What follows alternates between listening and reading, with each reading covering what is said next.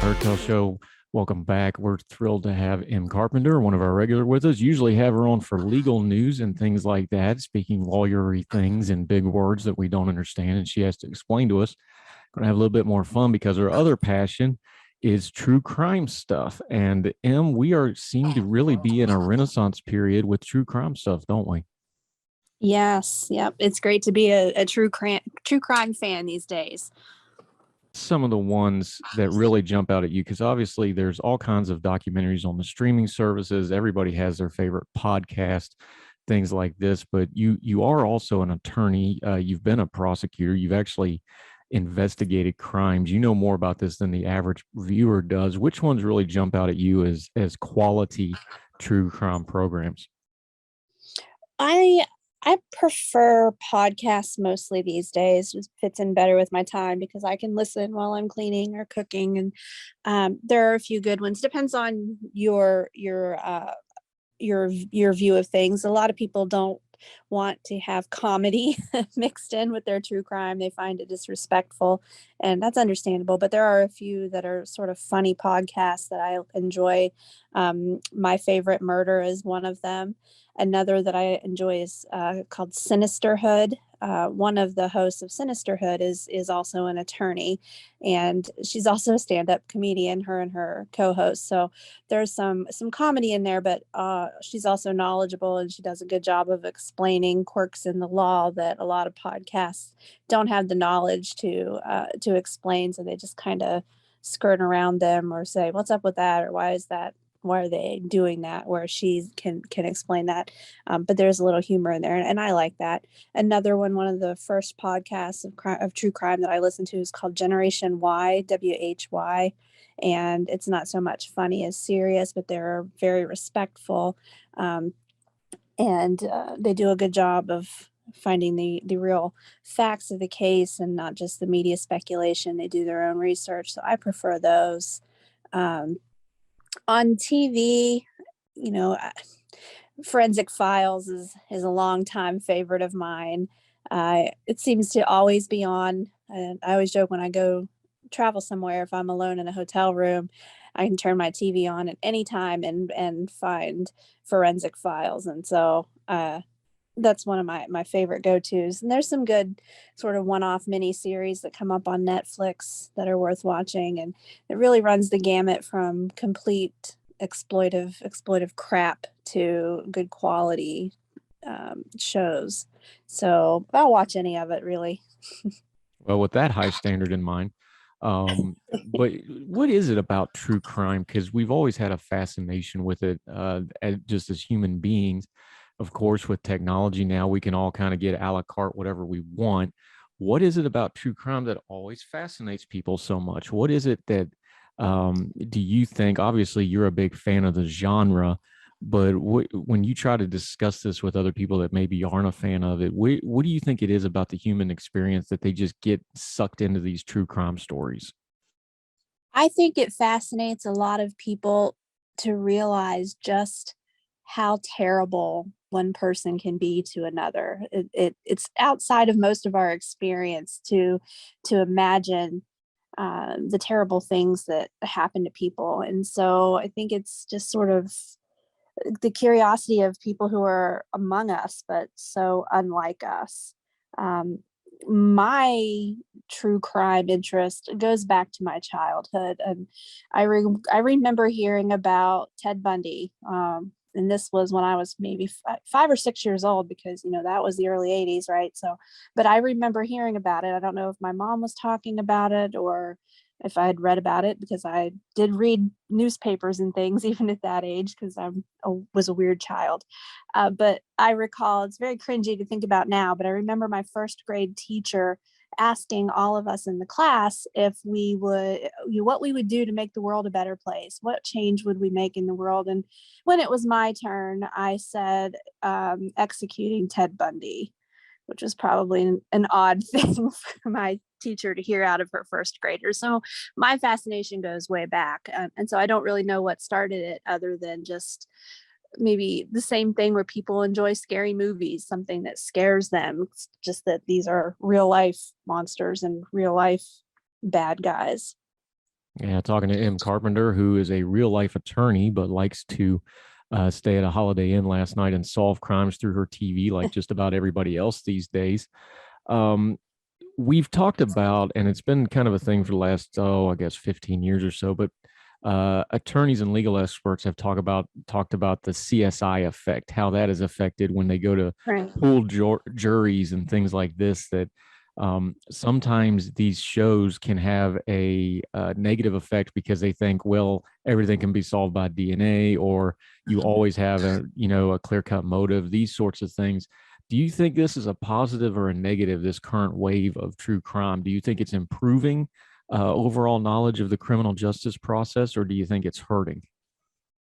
I think it's improving in some ways. I do. I think that people are becoming more educated. Now, as an attorney, depending on which side of the courtroom you're on and the strength of your case, an educated jury is a good thing or a bad thing.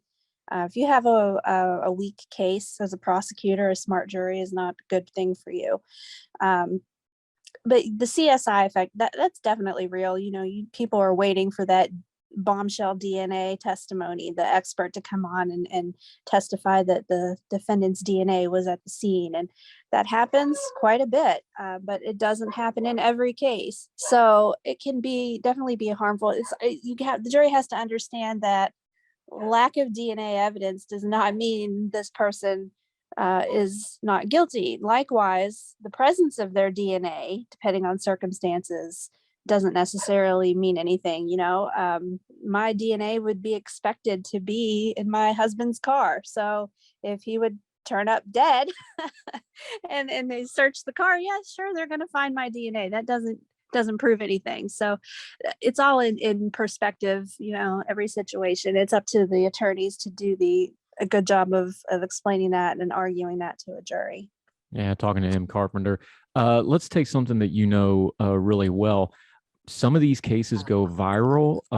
We've talked about the cases that have shown up on viral podcasts or on viral shows, and then they debate, innocence or guilt or these things. And then there's ones like you've tried to cover, like the Clarksburg VA serial killer, that doesn't seem to get any traction at all, even though it seems to be an amazing story. Talk about it from your end as a content creator, because you're also a writer. You're not just an attorney. You're a senior editor at Ordinary Times. You do great writing every week. Talk about it from that end of when you get a true crime story that needs to be told, like this VA one, and it just doesn't seem to get the traction you think it should. Talk about it from that angle. Sure. I think there's a lot of it has to do with victimology, which is a real word used by criminologists. The type of victim has a lot to do with how much coverage a case gets. Unfortunately, we saw that, over the summer with Gabby Petito, which was contrasted beautifully on your show with Molly McCluskey, talking about the indigenous women and indigenous people that have gone missing and have not been covered by our media. So, and in the VA case, it was elderly men. They were, some of them probably nearing the end of their lives. And so there's sort of I don't want to say meh, but that's kind of what some people maybe don't have interest in, that because it's sort of, it's not a young, attractive person with their entire life ahead of them, that, something you don't expect a life you don't expect to end so soon. So it could be part of it. And then, of course, being an angel of death is the type of killer that's a complete own category in and of itself, that is not necessarily as interesting to some people because it lacks the blood and gore. I find it very interesting, the contrast between a caregiver and the exact opposite of that, becoming a murderer. So I think that the victim has a lot to do with it. Sometimes the perpetrator, there's a lot of fascination with the typical serial killer, the, out on the street, stranger danger type of serial killer that is actually pretty rare despite all of the publicity that they get. those are obviously they get a lot of attention. I think they speak to a lot of fear that especially young women have. And women are, I believe, and I'm correct in saying, the majority of true crime fans by a lot.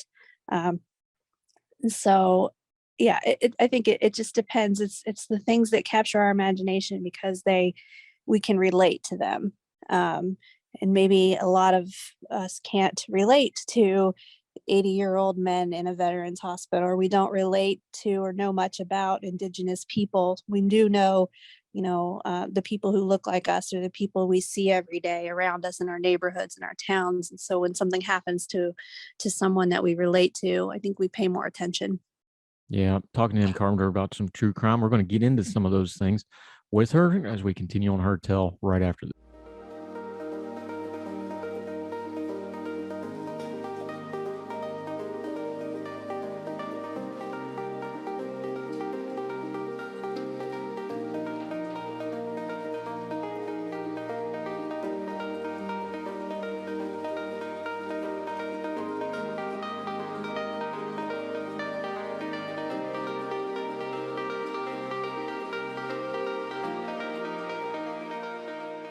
And we're back with M. Carpenter, our legal eagle. She's usually here to talk about the Supreme Court or a past law or something like that. But today we're talking about her personal passion for true crime and the gory details, as it were. Why is it, you mentioned that women are predominantly kind of the demographic for a lot of this. Why is it? It's not just the stories, obviously. It's not just, a demographic when they develop the TV series for these things. What do you think it is? You is one, I isn't, obviously. What is it about women and the true crime genre, do you think? I think a lot of it has to do with being protective of oneself. I think there's a feeling that if we know more about it, if we know what's out there, we can protect ourselves from it. And I think that might be part of it for me anyway. I guess I can only speak for myself, but I always feel empowered by knowledge. The more I know, the better I feel, the safer I feel. It may be a false sense of security, but to me, knowing about these things, knowing they're out there, being aware of them, makes me feel like I can do more to keep myself safe. And I can't speak for everyone, but that's part of it for me. And part of it is just morbid fascination, as I spoke about before, just knowing what it can actually happen, the fascination of what a person is able and capable of doing to someone else that I know that I could never fathom doing. Just it's probably a combination of those things, but I think that women just want to know, well, what situations can I avoid, or what can I do to not fall prey? And there's a danger in that, because I think serial killers, for example, there's a lot of serial killers who have preyed on sex workers. And so women might think, well, I'm not a homeless drug addicted sex worker, so I'm not in danger. So I think that's part of it, is trying to separate ourselves from the type of person who falls victim to these things. Again, that would be a false sense of security. Obviously, it can happen to anyone.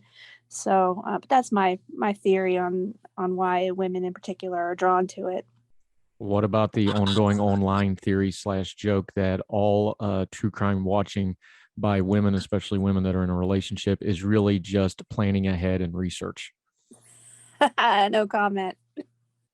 I'm sure your husband will be thrilled to know that. M. Carpenter joining us. You're somewhat outside of the system, even though you're an attorney. You've been a prosecutor. You've done these kind of cases, but you've also been a writer. You're a content creator now. You do shows like mine. What would you tell somebody that has one of these true crime stories, or they know of some kind of a true crime stories, and they want to try to get it some traction? And firsthand, because you've had to both defend and prosecute these cases where the system sometimes don't listen to folks. How would you tell them to use this new technology and use the ability of these hosts and all these online sleuths and these sorts of things to try to get their story out? Well, I would say just that, just to get your story out however you can. Put it on your own blog, submit it to other blogs, submit it to Ordinary Dash Times. We can get it out there. social media is a big way. There are a lot of podcasters who ask for recommendations of stories they should cover, and they sometimes some specifically will look for lesser known stories. There's a really good podcast called The Fall Line, and it focuses on little known cases in the southeastern United States, some in your area there, North Carolina, they've done series on. So, you can tweet at your favorite podcasters or go to their web pages. They may have a submission button. You can put it in there.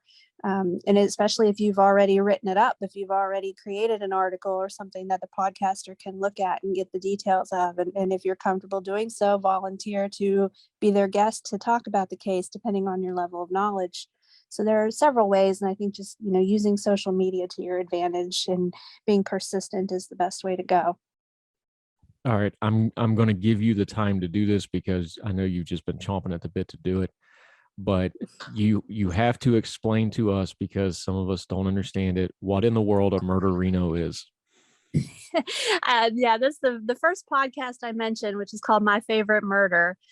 Probably was my favorite for a long time. I even went to watch it live. But the fans of the murder of My Favorite Murder podcast are called the Murderinos.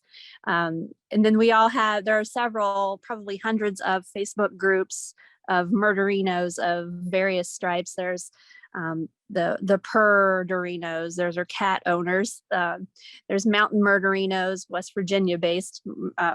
My Favorite Murder fans, I'm in that group as well. And my personal favorite is the Lawyerinos, of which I am a member in good standing as the legal minded or legal profession fans of the show.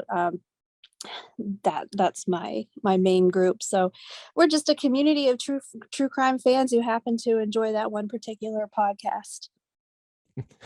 If you were talking to somebody who was trying, just as a way to kind of wrap up our time with Carpenter today, what's kind of the entry drug into true crime? I know people like the detective shows on TV. You mentioned Forensic Files, which is kind of a long-standing one.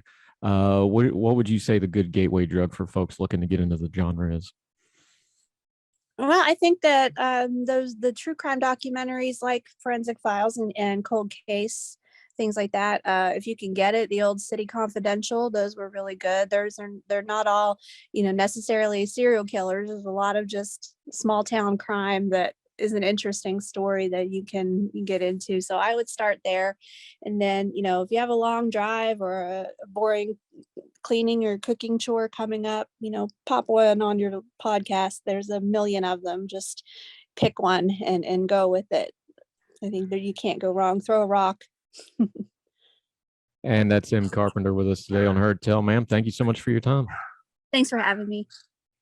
Thank you.